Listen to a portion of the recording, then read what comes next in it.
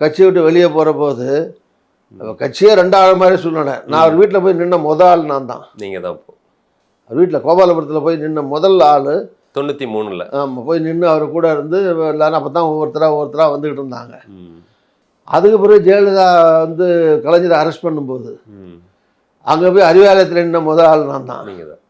அதுக்கு பிறகு இது மாதிரி அங்கே எம்பிக்கள் மூலமாக வந்து டெல்லியில் போய் எல்லா மந்திரிகளையும் பார்க்குறதுக்காக கலைஞர் அனுப்பின போது நான் சிவா அங்கே ஒரு மீட்டிங் போயிட்டு அங்கே வந்திருந்தார். நானும் சிவாவும் தான் போய் எல்லா மந்திரிகளையும் பார்த்து இது மாதிரி அத்துமீறி ஆட்சியில் பண்ணுறாங்கன்னு சொன்னதுக்கு போனது திமுக சார்பில் நான் தான் போனேன்.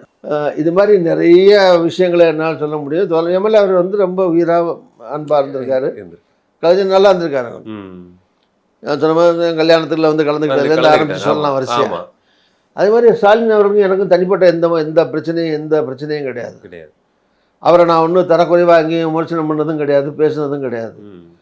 ஓகே, அதனால் எந்த விதமாக அதனால் அவங்களால எதிர்ப்பு போடவே கூடாது அப்படின்னு சொல்கிறதுக்கான அவசியம் அவங்களுக்கு இல்லை அவருங்க.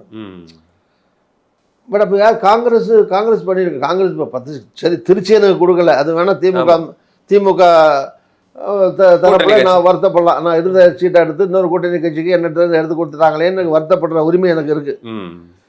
பட் அதே நேரத்தில் நான் சீட்டே கிடைக்காம போனதுக்கு திமுக தான் காரணம்னு சொல்ல முடியாது. 10 சீட்டு வாங்கின காங்கிரஸ் அதில் ஏதாவது ஒன்று கொடுத்துருக்கலாம். மாற்றி மாற்றியான ஆள்கள் போட்டு